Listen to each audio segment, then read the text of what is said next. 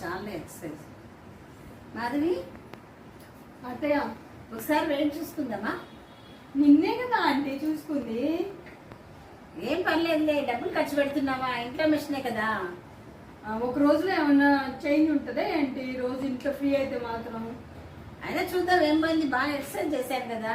ఏమన్నా ఒక half KG తగ్గినా తగ్గొచ్చేమో. సరే మీ ఇష్టం మరి. తీసుకురా మిషన్ చూద్దాం. చేస్తా ఉండండి.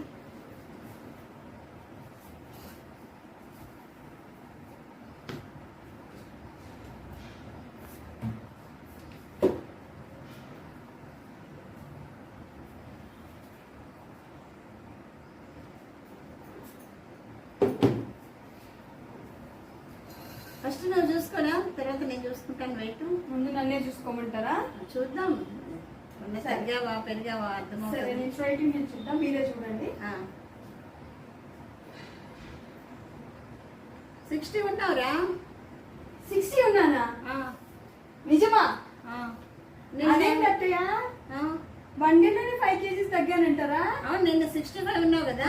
నిన్న 65 ఉన్నా, ఇప్పుడు 60 ఉన్నా. 1 డే 5 కేజెస్ ఎలా తగ్గా? అది తగ్గడం కాదులే, నాకు అర్థమైపోయింది. ఏంటి? నిన్న నువ్వు వెయిట్ చూసుకున్నప్పుడు మేకప్ తో ఉన్నావు, ఇప్పుడు మేకప్ తీసేసావు, అది తేడా. మరి ఇంత ఘోరంగా అంటే 5 kgs మేకప్ అంటారా? తెలుస్తుంది కదా, మిషన్ అబద్ధం చెప్పాను కదా. సరే మీరు చూసుకోండి ఇప్పుడు. చూడమ్మా, నేను నిల్చుంటాను స్ట్రైట్ గా.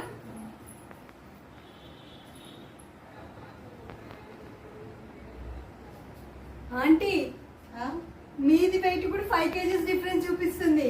అవునా? చూసావా, నేను ఎక్సర్సైజ్ చేయడం వల్ల 5 కేజీస్ తగ్గాను అనమాట ఒక్క రోజులో. అంటే మీరు మేకప్ వేసుకోలే కాబట్టి మీ కష్టంతో తగ్గా అనుకుంటున్నారా? అవును మరి. అట్లా ఏం కాదు. మరి ఏమై ఉంటది? ఆలోచించండి. ఏంటి చెప్పు నువ్వే. మరి అదే, నిన్న మీరు వెయిట్ తీసుకున్నప్పుడు స్నానం చేయలేదు అంటే 5 కేజీల మురికి ఉందా నా బాడీ మీద? అంతే కదా మరి. అమ్మో